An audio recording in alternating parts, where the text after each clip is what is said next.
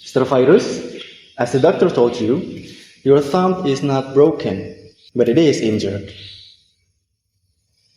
Pak Virus, seperti yang sudah dijelaskan dokter, ibu jari Anda tidak patah, tapi hanya mengalami cedera. It's going to require a splint to immobilize it. Jempol tersebut perlu dipasang alat penyangga atau splint agar tidak bergerak. Do you know what happened to it? How you injured it? Apakah Anda tahu apa yang terjadi? Bagaimana jempol itu bisa cedera? Please call me Faza. I'd like it if you just call me Faza. Okay. Tolong panggil saya Faza. Saya lebih suka dipanggil Faza. All I can remember for sure is that we were driving along and I was uncomfortable with the seat belt on. Yang saya ingat dengan pasti hanya kami sedang berkendara, lalu saya merasa tidak nyaman dengan sabuk pengamannya. But I want to keep it buckled. I know it's important to wear a seat belt. Namun saya tetap ingin memakainya karena saya tahu memakai sabuk pengaman itu penting.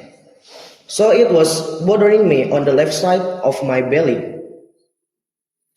Sabuknya terasa mengganggu di sisi kiri perut saya. I hooked my thumb inside the seat belt to keep the edge of it away from my skin a bit so it wouldn't feel like it was cutting into me. That's the last I remember about my hand.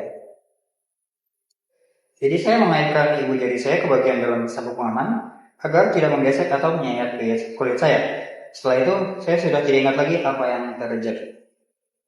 I see. Well, there are a couple of things that might have happened.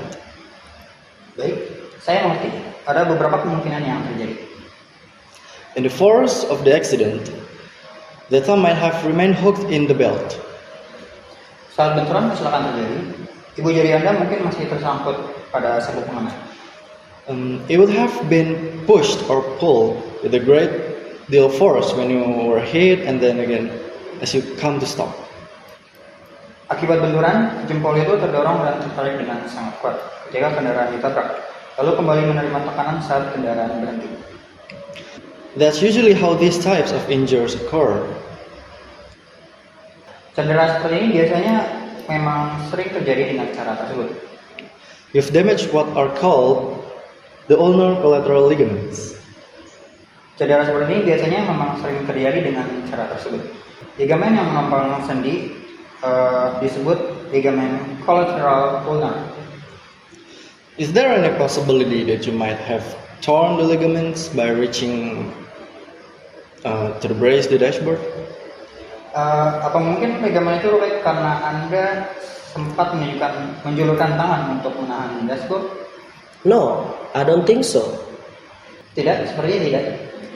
I don't remember doing that because we got hit on my side of the truck. Saya tidak ingat melakukan itu karena kendaraan kami ditabrak dari sisi tempat saya duduk. I remember a loud bang and being pushed toward Jill. Yang saya ingat hanyalah suara benturan yang keras, lalu tubuh saya terdorong ke arah Jill. I see. Well, as Dr. Abrams pointed out, the good news is that the ligaments did not tear completely, and you won't need surgery for it. Baik, seperti yang sudah dijelaskan Dr. Abrams, kabar baiknya adalah ligamennya tidak robek sepenuhnya, sehingga Anda tidak memerlukan operasi konkret. Luckily, you didn't dislocate the joint either. Dr. Abrams will be back in a little bit to apply a thumb spica cast. That's really just a splint. Untungnya, sendi ibu jari Anda juga tidak mengalami dislokasi. Sebentar lagi Dr. Abrams akan kembali untuk memasang thumb spica cast, yaitu sejenis bidet khusus untuk ibu jari. In the meantime, I'm just going to wrap that thumb securely against your hand. Sementara itu, saya akan membalut ibu jari Anda dengan kuat agar tetap menempel pada tangan. Immobilizing it like that will protect it from any further injury and help you to avoid any extra pain and discomfort. Dengan membuatnya tidak bergerak, cedera tidak akan bertambah parah dan rasa nyeri maupun ketidaknyamanannya juga dapat berkurang. It's really turning black and blue now, isn't it? Is that normal? Sekarang warna lukanya benar-benar mulai menjadi hitam kebiruan. Apakah itu normal?